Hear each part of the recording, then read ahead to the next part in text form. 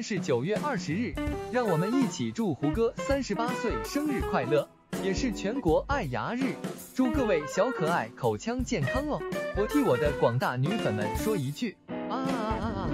尖叫状！好久没有胡歌的消息，今天终于有信了。好了，言归正传，胡歌已经很久没有新剧的消息了，上一次还是去年12月的电影《南方车站》的聚会，再不出关马上就要快到1年了。不过这次胡歌是有新作品来的，就是搭档王家卫的剧版《繁花》，莫靖王导演，原著基础。对于转型打算迈进电影圈的胡歌来说，这个配置剧版也很好。此前这个剧还在微博公开征集上海的老物件。怎么说呢？这个剧看着一脸冲奖项，虽然陶仔是个电影爱好者，王家卫的台词也是不少博主爱发的，但是我先说一句，好多我都看不懂，怪我吃了没文化的亏。但是莫靖王虽然内容拍的抽象，但是这个审美我是放心的，质感好，品味好。不过或许摆渡人是个例外，算了，还是严谨一点。王家卫早期的作品很有审美，也很文艺，比如张曼玉的旗袍经典扮相，章子怡的云淡风轻的宫二，梁朝伟的落寞捕捉，金城武大帅哥还用说吗？所以这个剧的质感还是可以期待一波的。不过今天的重点不在于胡歌，而在于《繁花》里胡歌的搭档唐嫣。对了，虽然《繁花》没官宣女主，但是吧，之前选角要求是上海籍的演员，男主定了胡歌，这女性范围就选择比较少了。马伊琍安排了，但女性角色众多的这个戏自然还是要有其他人了。所以最近的路头，我们惊喜的发现有唐嫣。我也不是对唐嫣有意见，但是唐嫣的演技吧，大家懂的都懂。我担心呀，陶仔掐指一算，唐嫣和胡歌好是真好，算上这一次，这2位已经是5搭了。《仙剑奇侠传3》，唐嫣演了胡歌的嫂子；2搭是一个游戏广告的代言；3搭无懈可击之高手如林演了 CP；4搭胡歌首次担当制片人，就请来了好朋友唐嫣；5搭就是这次《繁花》了。比起同门一起长大的刘诗诗，胡歌和唐嫣的关系更为亲近些，甚至还是老乡。而且你看这个资源和人脉给喂的，刘诗诗、胡歌都没这么关照，胡歌和唐嫣俩人关系更近，从其他方面也能看出来。比如胡歌靠着《琅琊榜》拿金鹰那次，典礼一结束，胡歌和正午剧组一起庆功，为了给唐嫣搭人脉，这场庆功就带了唐嫣。当然唐嫣也没那么争气，和正午也没合作成。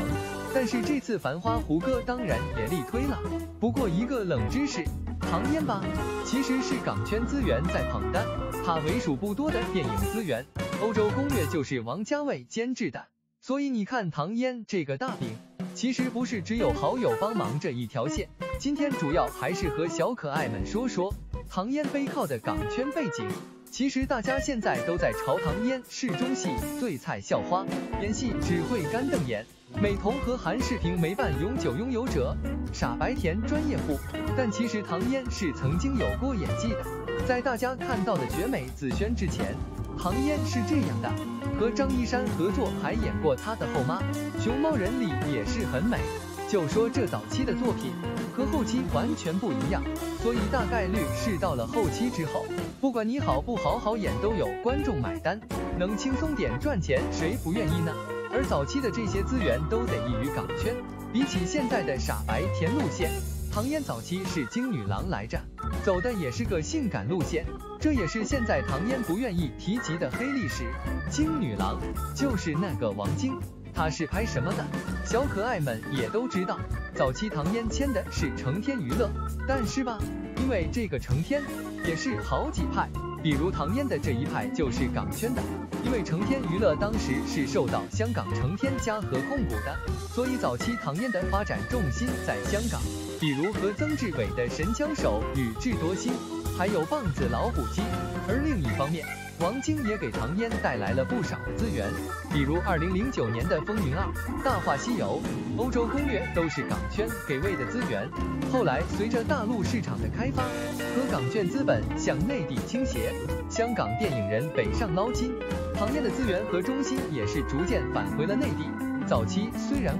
那个时候还不讲究流量，圈子里做剧讲究个班底和合作演员。唐嫣没有爆剧的时候，这个合作的班底都是一个比一个牛，可见成天的影响力。比如没有语言的生活这个戏，唐嫣是女二，导演是杨亚洲，女一是倪萍，男一是刘威。拍这部戏的时候，导演甚至说让唐嫣试拍1个月，不行就换人。不得不说，那个时候没出明星中心制的时候，剧的质量确实高啊。不过当年成天的实力是可以和华谊对打的，王金花也带过成天的几个人，就是不同的分支了。当时成天力捧的一姐是陈好和范冰冰，就是王金花离开华谊后短暂的合作了一下。毕竟这个娱乐圈都是交叉重叠的，所以也不奇怪。成天破产后，唐嫣的资源 flop 了一阵，重心转移到内地后，原来在成天的经纪人一直带唐嫣带到现在。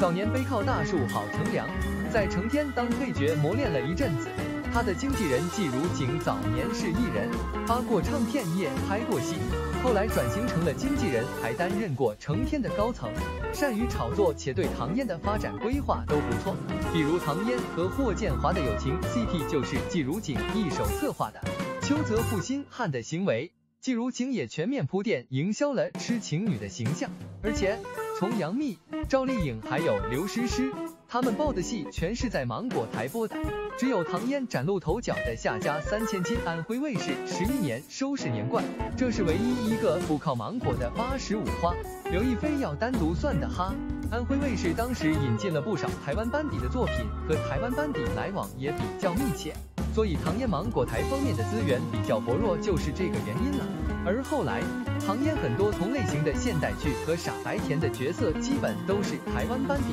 这也是经纪人季如锦的资源。85花们都30多岁了，老在流量圈子里打转也是不可能的，想谋发展出路必然是要转型的，所以唐嫣付出的这一步至关重要。赵丽颖早就搭上了郑晓龙，刘诗诗复出就搭档了丁黑，唐嫣是演技垫底，她转型就更难。当然现在可能刘诗诗能和唐嫣竞争个导数第一，虽然没能如愿合作上正午的班底，但是有了胡歌的利剑和港囧的背景，繁花能有唐嫣的一席之地，绝对是意料之中的事。一个热知识，胡歌那位出名的前女友江疏影倒是如愿搭上了正午，除了蜻蜓月，接下来还会有和正午合作的资源。而且这次繁花，江疏影还想让胡歌帮忙搭线入组繁花，但是懂得都懂，这位姐可没少消费这位前男友，多好的饼砸下去照样呼得无声无息。所以比起老友唐嫣的真有意还不作妖，